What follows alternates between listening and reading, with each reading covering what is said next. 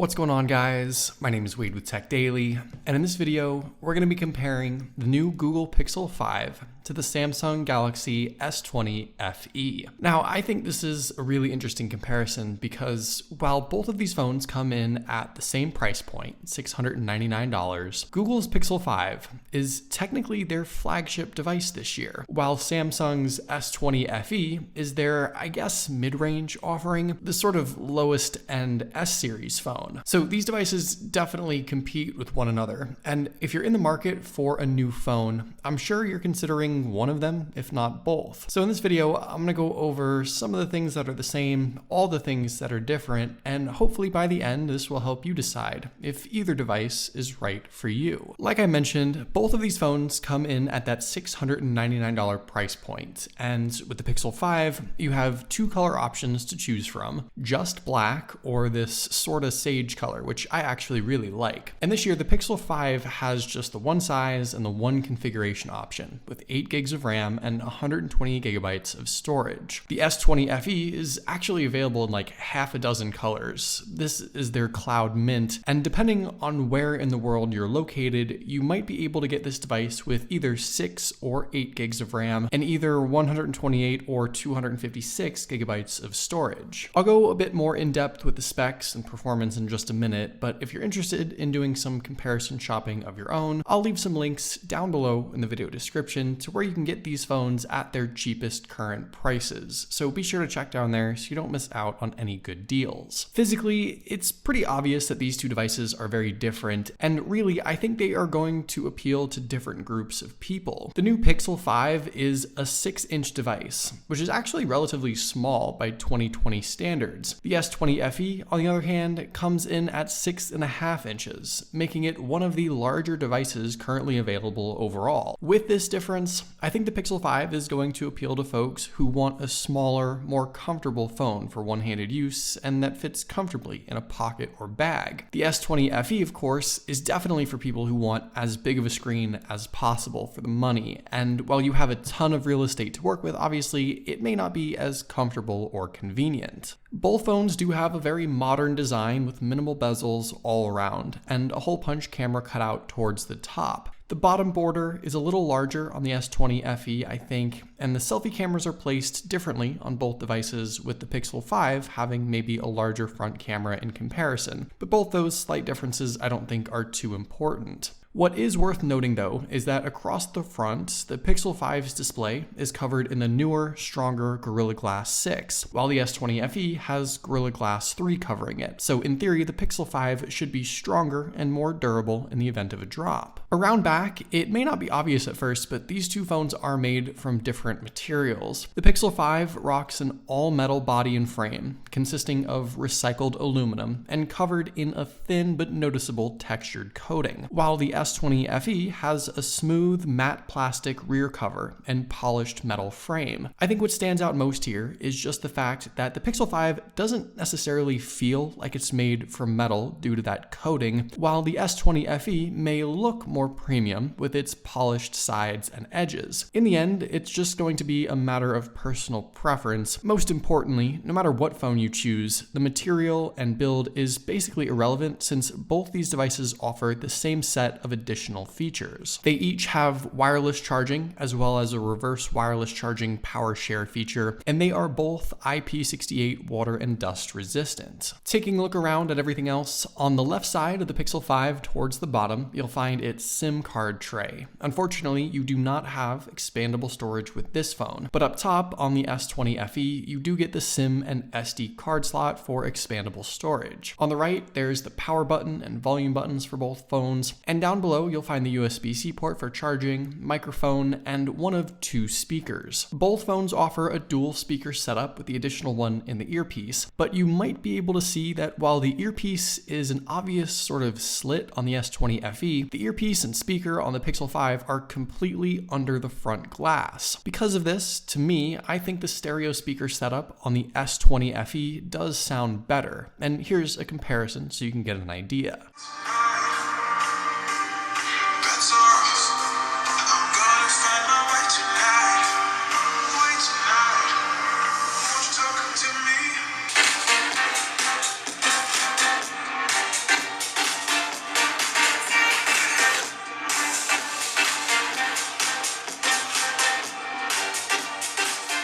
Around back, of course, you'll see the camera setups on both phones, and below that on the Pixel 5 is where you'll find the fingerprint reader, which has made its return to this device. It's certainly easy to feel for and plenty fast, of course. With the S20 FE, it has its fingerprint sensor under the front display. And interestingly enough, I actually found the unlocking speeds with the two different methods to be pretty comparable. I was mostly surprised by just how quick the FE's in-display reader was in comparison, though from time to time it may not be as accurate or as easy to find versus the obvious physical sensor around back on the Pixel. And by the way, the S20 FE does have Face Unlock too, which I personally like a little better than the fingerprint sensor, and this is something the Pixel 5 actually does not offer. Up front, while the displays of course are vastly different sizes, like I mentioned, there is one other difference I do want to point out. First off, both of these phones are 1080p screens. The Pixel 5 comes in at a resolution of 2340 by 1080 at about 442 pixels per inch, while the S20 FE is a 2400 by 1080 screen at around 407 pixels per inch. And the Pixel 5 is also an OLED panel, while the FE is Samsung's Super AMOLED display. Now, to me, I think both displays do look great. They offer excellent viewing experiences no matter which phone you go with. And while the Pixel 5 tends to appear a bit sharper due to its higher pixel density, I think I like the default color profile of the S20 FE just a bit more. It looks a little richer and more colorful, and I think it's able to present blacks and dark colors a little better as well. Maybe I'm being a little nitpicky with that though, and like I said, both displays do look great. The other difference though actually has to do with their refresh rates. The Pixel 5 offers a high refresh rate 90Hz setting, while the S20 FE is actually a slightly better 120Hz capable panel. Both phones do feel very snappy and very smooth. They're extremely responsive with that high refresh rate enabled, and I think having this option in general on either device at this price point is just a great addition. But I have found the difference between 90Hz and 120Hz on these phones noticeable when it comes to tapping, touching, and scrolling your way through the devices. And up close, you might be able to tell that the S20 FE does look to be a little more fluid and responsive with every touch. Is that a huge deal? No, not really. Either way you go, I think it's going to be a better experience than a 60Hz device anyway, but I did want to at least showcase that difference and also point out that the 120Hz you do get with the S20 FE is a flagship feature, while the 90Hz refresh rate on the Pixel 5 is maybe a half step down in comparison. When it comes to the internal specs, I think this is where you'll find the biggest difference, at least on paper. The Pixel 5 is powered by the Snapdragon 765G chipset and 8 gigs of RAM, like I mentioned, paired with UFS 2.1 storage, while the S20 FE packs the Snapdragon 865 processor, 6 or 8 gigs of RAM, and UFS 3.1 storage. With the phones I have here, my S20 FE is the one with 6 gigabytes of RAM, so less than the Pixel 5 in comparison, but of course the processors are still different, with the S20 FE seemingly having the edge. And in practice, I think you might be able to tell that there are instances where the S20 FE is faster in launching and loading certain apps. But there's a few things to note here. First off, obviously we're dealing with different software experiences. The Pixel ships with Android 11 and Google's own Pixel-related tweaks and add-ons, while the S20 FE still runs Android 10 with Samsung's own One UI 2.5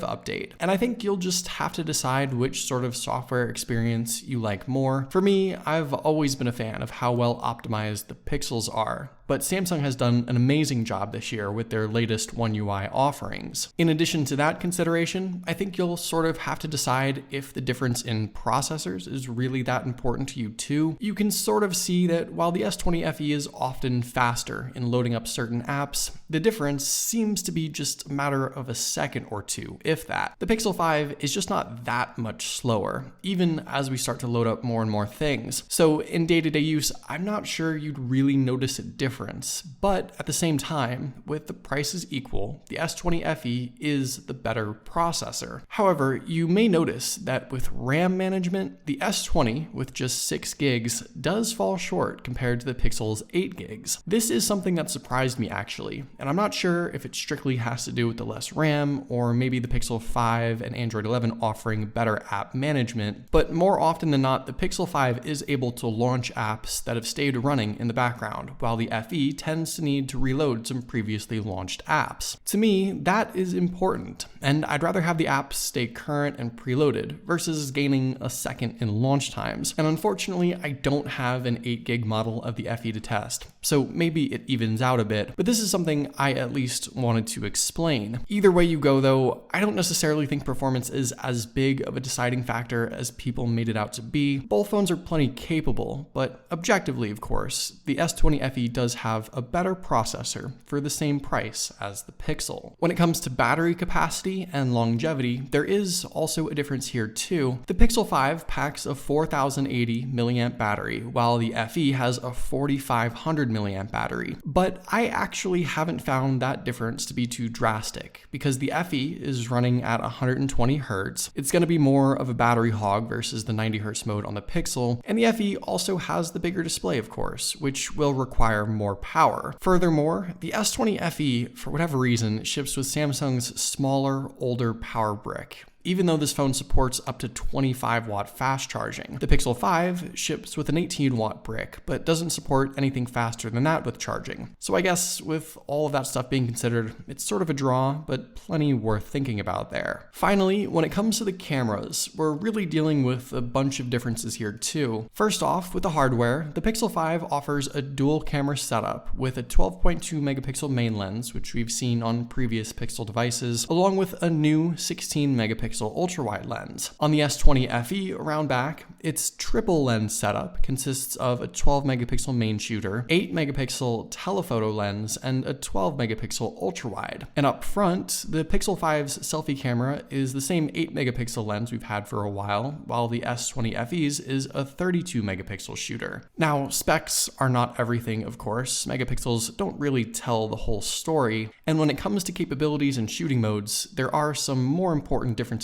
worth mentioning. First off, the telephoto lens on the S20 FE obviously allows this phone to offer up to 3 times optical zoom and up to 30 times digital zoom, neither of which the Pixel 5 even comes close to, since it lacks the telephoto lens entirely. And with a wide angle, technically the Pixel 5 maxes out at about 107 degrees of view, while the FE goes a bit wider at about 123 degrees. Now, both phones can do all the important stuff like shoot 4K video at up to 60 frames per second. They obviously offer night mode with all the different camera lenses, including the selfie lens, and there are plenty of additional features and functions and shooting modes, with each phone individually offering its own unique set of features. But I think the S20 FE does offer a bit more, though whether you get much use out of some of those filters and shooting modes is really going to be up to you to decide. The important thing to think about though is that in practice, I personally still found that the Pixel 5 is the better all-around shooter, both with the rear lens setup and especially with selfies. To me, the Pixel retains a lot more detail and offers a more natural, realistic-looking shot, while Samsung continues to boost up the color and saturation to give a more pleasing but less